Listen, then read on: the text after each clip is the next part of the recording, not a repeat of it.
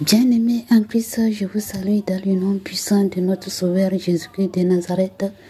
Mon nom est Sodari Grâce. Nous sommes dans notre émission Minonzon.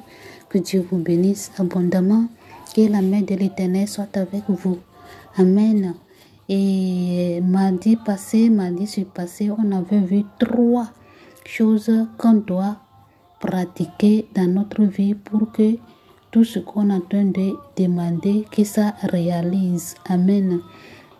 Et on avait vu la manière dont Élisée avait persisté ou bien prié.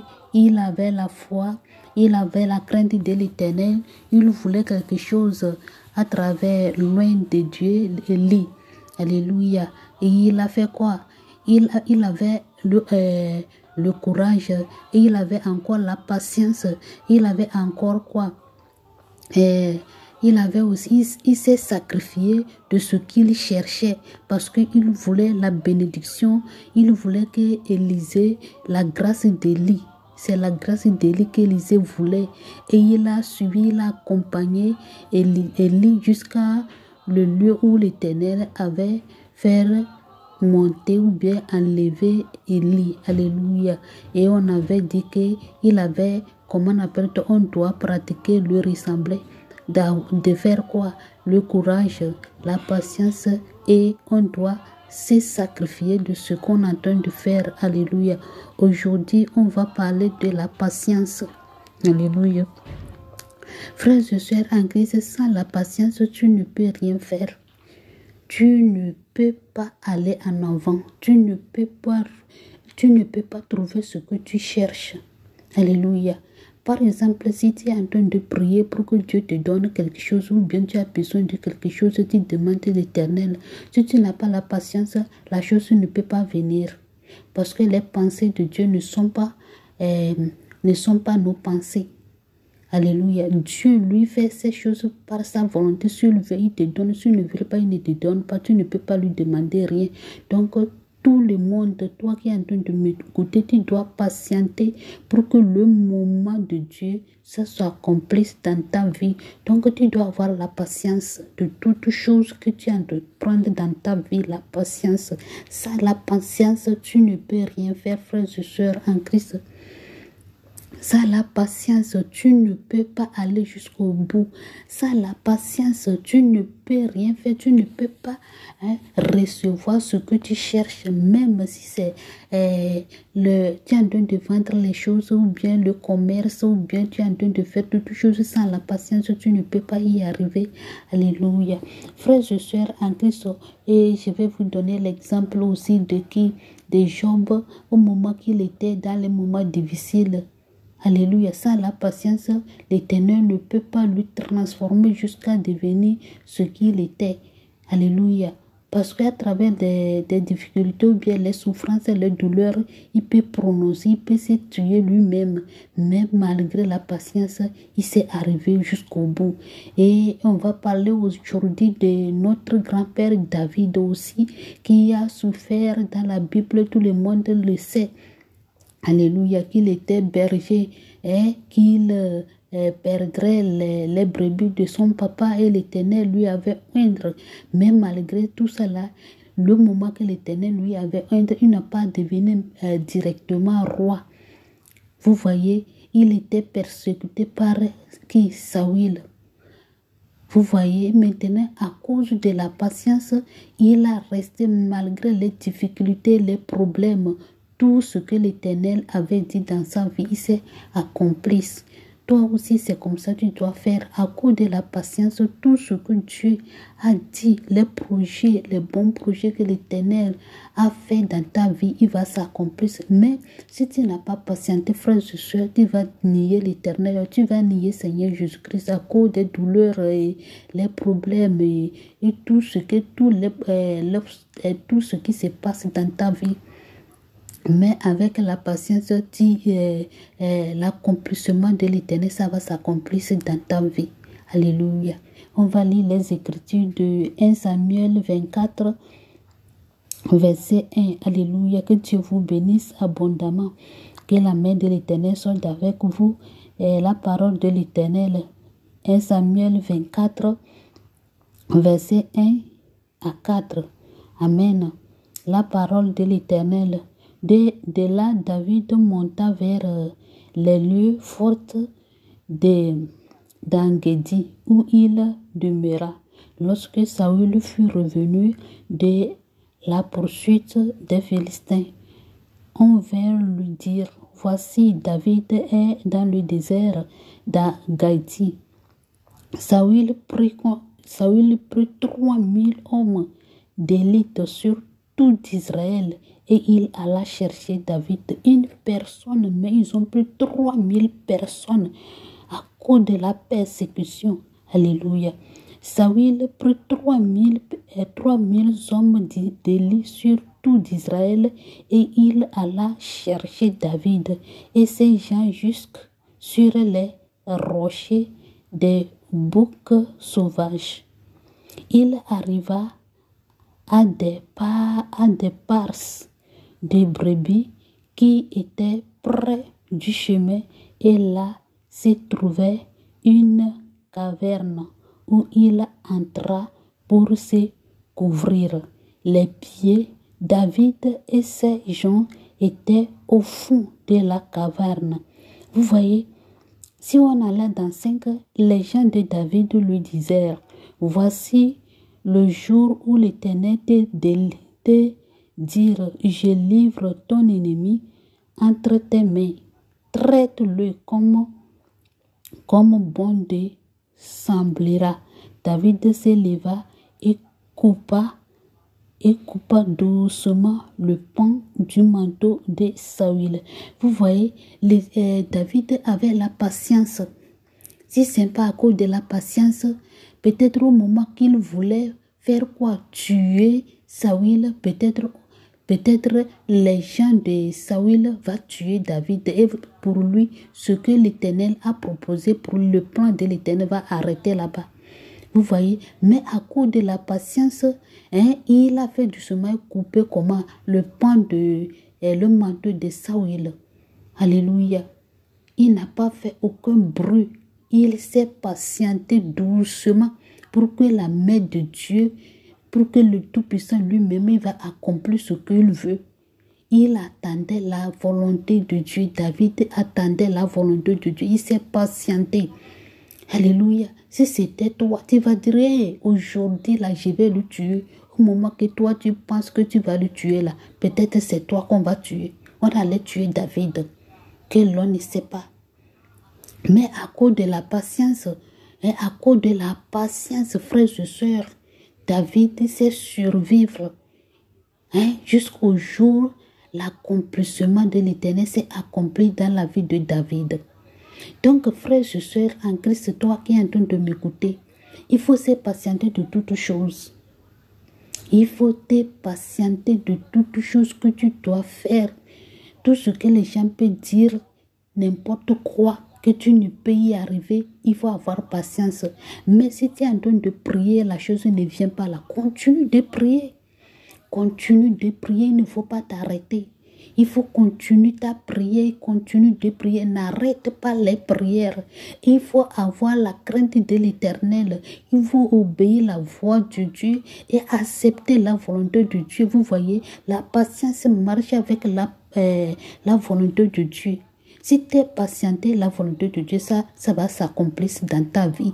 Mais si tu t'es révolté et tu n'as pas le courage là, tu vas dire que moi, je prie, mais je ne vois rien. Et tu laisses, tu vas voir que ta victoire va s'arrêter. Tes bénédictions, ça va s'arrêter. Vous voyez? Donc, les frères et sœurs en Christ, toi qui es en train de m'écouter, il faut avoir la patience.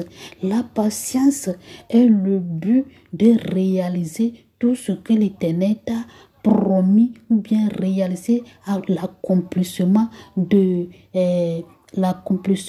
l'œuvre de l'Éternel dans ta vie. Alléluia. L'accomplissement des œuvres de ce que le plan de l'Éternel dans ta vie. Vous voyez, si tu n'as pas la patience, ce que Dieu a proposé pour toi là, ce que l'Éternel a écrit sur toi avant de venir sur cette terre là, ça ne peut pas s'accomplir. À cause de quoi? À cause de les lamentations, à cause de les mots que tu fais sortir dans ta bouche, les mots qui n'honorent pas le nom de l'Éternel, que je suis fatigué, moi je prie tout, mais je ne vois rien, je vais laisser. Vous voyez, tu es en train de chercher ce qui est vide. Non, il faut te patienter. La patience et le courage, il faut avoir la foi que l'Éternel, tout ce que tu demandes, ça va s'accomplir dans ta vie. Alléluia. Que Dieu vous bénisse abondamment.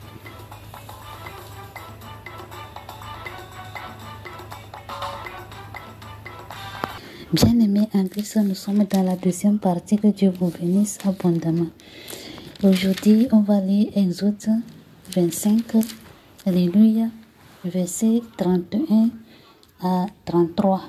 Alléluia, que Dieu vous bénisse. Alléluia, Amen. Tu feras un chandelier d'or pur. Ce chandelier sera fait d'or battu, son pied, sa tige, ses calices, ses paumes et ses fleurs seront d'une même pièce. Alléluia. Alléluia. Vous voyez les chandeliers d'or, les chandeliers. Et si on va lire dans Apocalypse, on avait dit que Seigneur Jésus était au milieu des chandeliers. Vous voyez, c'est ça. Tout ce que l'Éternel est en train de nous montrer de l'arche, il a donné les dimensions de l'arche, comment ils vont construire, construire l'arche, la manière dont ils vont embellir l'arche, c'était Seigneur Jésus-Christ de Nazareth et l'habit que le Seigneur Jésus-Christ porte, sa robe, la manière dont ils ont, c'était Seigneur Jésus-Christ lui-même, vous voyez. Donc l'Ancien Testament, ce n'est pas quelque chose au hasard que l'Éternel avait fait, c'était Seigneur Jésus-Christ lui-même, vous voyez. Ici, c'est le chandelier qu'on est en train de faire, la manière dont ils vont faire le chandelier, c'est ça que l'Éternel est en train de les montrer. Alléluia. Que Dieu vous bénisse. 6 chambres sortiront de ces côtés. 3, pardonne-moi, j'ai pas bien vu. 6 branches sortiront de ces côtés, 3 branches du chandelier de loin des côtés et 3 branches du chandelier de l'autre côté. Vous voyez, premièrement, 6 branches sortiront de ces côtés, 3 branches du chandelier de loin des côtés et 3 branches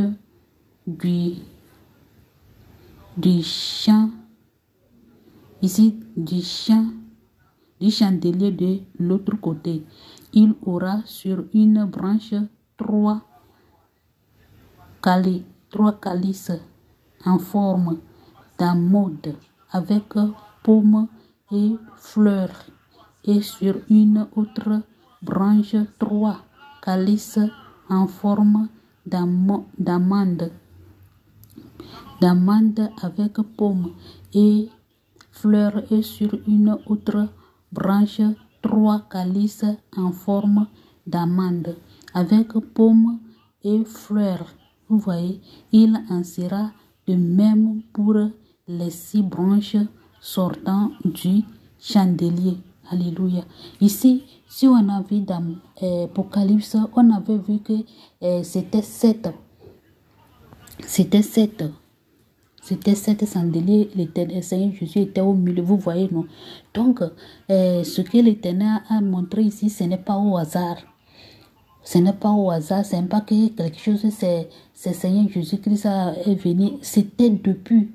Vous voyez, c'est la réalité, c'était la parole de l'Éternel qu'on appelle Jésus-Christ lui-même, la parole de l'Éternel qu'on avait mis dans le cadre quoi, l'arche de l'alliance Et maintenant que Seigneur Jésus-Christ lui aussi, il est venu se sacrifier, il est mort à cause de nous. C'est l'alliance qu'on a fait avec lui. Et maintenant, dans Apocalypse, on nous a montré qu'il était au milieu. Il était au milieu de ces sept chandeliers d'or, vous voyez. Donc, ça là, ce n'est pas au hasard, frères et sœurs en Christ, que personne ne te dit pas que l'Ancien Testament est apparu, le Nouveau Testament est apparu. C'est la même chose maintenant, c'est la réalité qu'on est en train de vivre dans Apocalypse.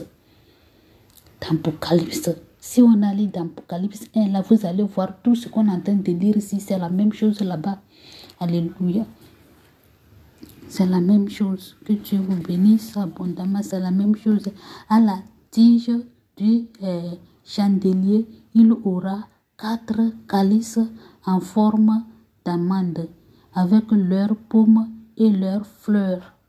Il aura une paume sous 2 des branches sortant de la tige du chandelier avec du chandelier, une paume sous 2 autres branches et une paume sous 2 autres branches. Il en sera de même pour les 6 branches sortant du chandelier.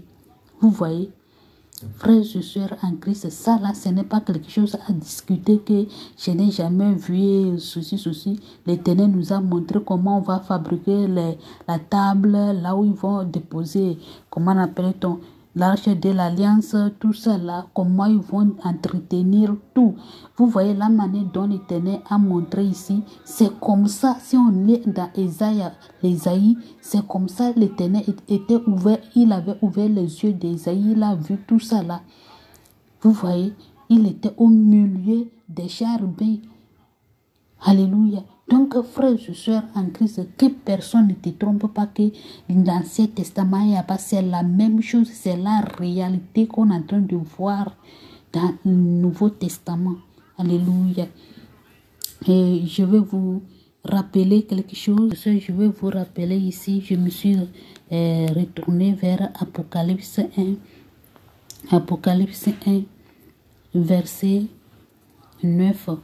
Verset 9, alléluia. Et je vais lire Apocalypse 2, verset 1. On va lire verset 1 pour que vous puissiez comprendre ce qu'on entend de lire dans Exode 25. Alléluia, la parole de l'Éternel. Et écrit à l'ange de l'église d'Éphèse, voici ce que dit celui qui tient les 7 étoiles dans sa main droite, celui qui marche au milieu de 7 chandeliers d'or. Vous voyez, c'est ça que l'Éternel a monté dans Exode 25. Il a dit à Moïse n'a qu'à fabriquer. Vous voyez, c'est ça qu'on est en train de dire. Ce n'est pas au hasard, c'était Seigneur Jésus-Christ lui-même.